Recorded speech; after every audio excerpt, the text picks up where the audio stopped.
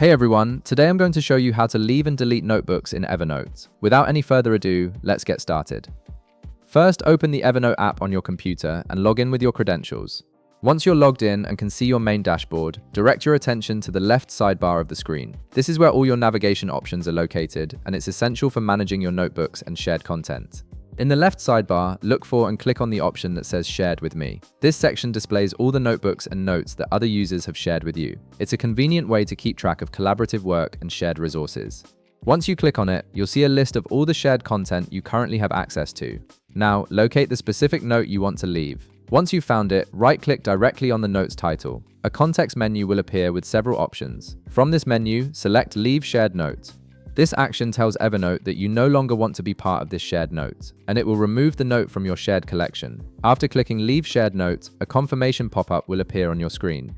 This is Evernote's way of making sure you really want to leave the shared note, as this action cannot be easily undone. Go ahead and click Leave to confirm your decision. The note will then be removed from your Shared with Me section, and you'll no longer have access to it unless someone shares it with you again. Now, if you want to delete your own notebook entirely, the process is slightly different. Go back to the left sidebar and this time, click on Notebooks.